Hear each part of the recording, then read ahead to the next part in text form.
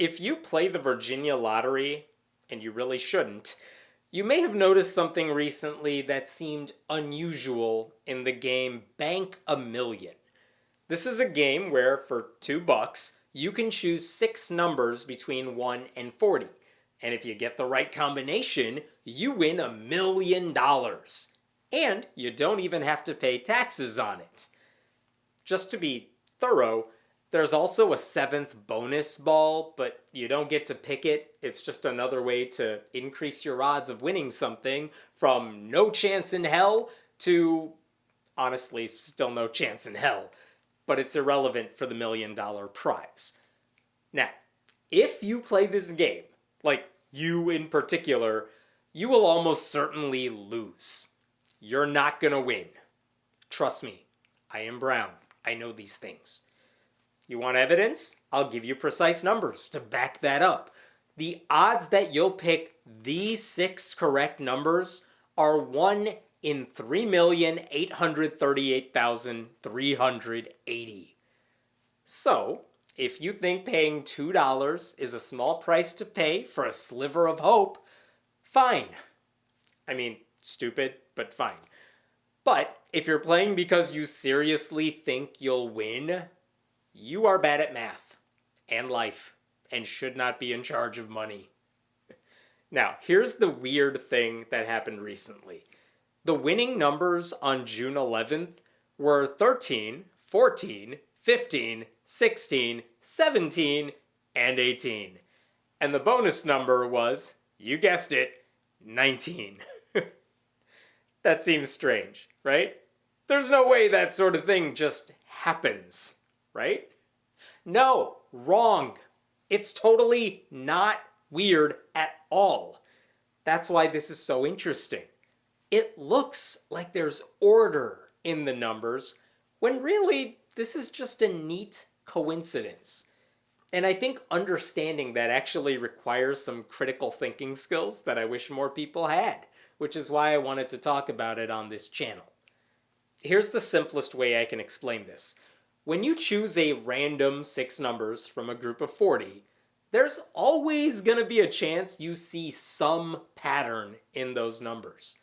But there's no mathematical difference between the winning combination being 6 numbers that seem totally random to you and a combination like 1, 2, 3, 4, 5, 6. Every combination has the same chance of getting drawn, which is next to nothing. More importantly, you can't predict what's going to happen in advance. If you could, you'd win the lottery all the time. We only ever notice these patterns after the fact because we love trying to make sense of random things. We love finding patterns even if they emerge randomly. It's the same feeling you have when you stare at the clouds and notice some image forming. Or it's like reading a horoscope that's purposely vague and saying, wow, this totally describes me. No, it doesn't.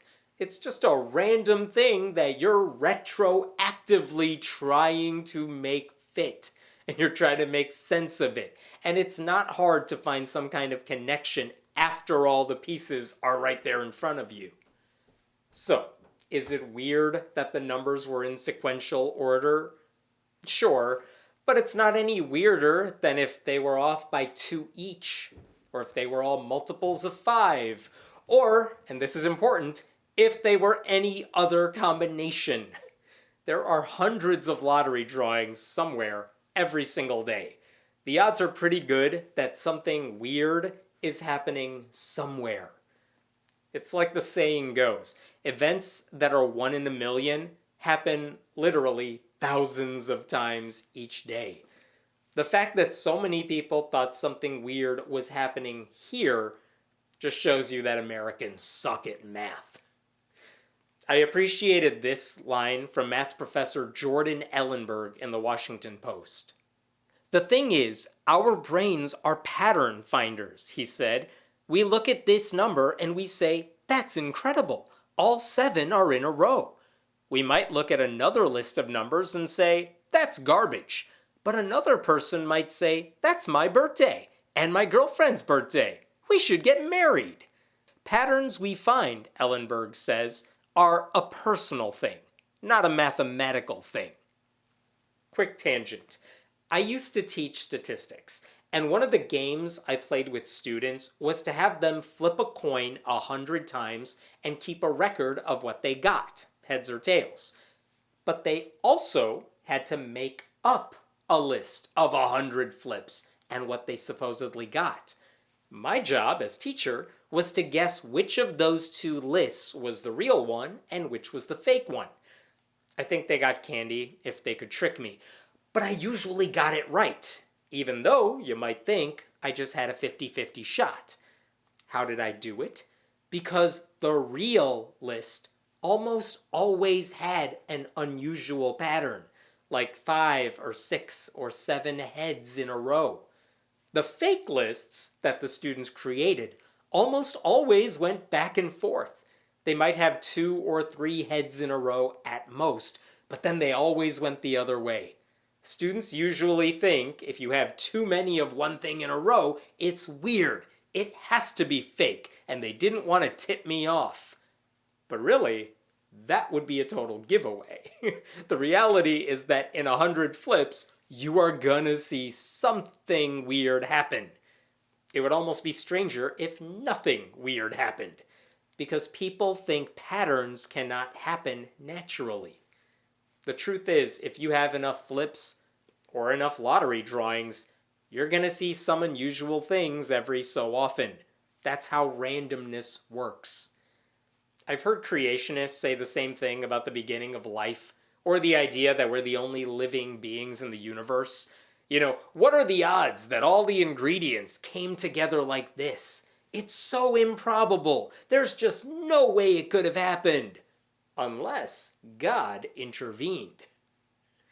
But saying that a specific result is improbable is different from saying any result is impossible. If the mood is right and the pieces are in place, then the idea that something could happen just once, it's not that weird. That's why astronomers are always interested in finding planets that share Earth-like conditions. Because if life happened here, maybe it could happen there. Maybe the odds are not as astronomical as we think they are. My point is, just because something happened somewhere doesn't necessarily mean anything special happened. That's just us projecting our desires on a world that doesn't care what we think. So, the next time there's a massive lottery game like this in your area, and you pick 1, 2, 3, 4, 5, 6, will people laugh at you and say, "You're not gonna win with those numbers"? Yeah, absolutely, they will. But if you showed them 6 other numbers that look totally random, guess what? They should also laugh at you and say you're not gonna win. Because you won't. Because any combination of 6 numbers is equally likely to win. Or equally unlikely, I should say. And almost certain not to. By the way, only 2 people picked those 6 numbers in the Virginia lottery. And because they also picked other numbers as a quirk of the game, one person won $500,000, the other won $250,000. I'm guessing neither of them knows anything about probability. They just got lucky.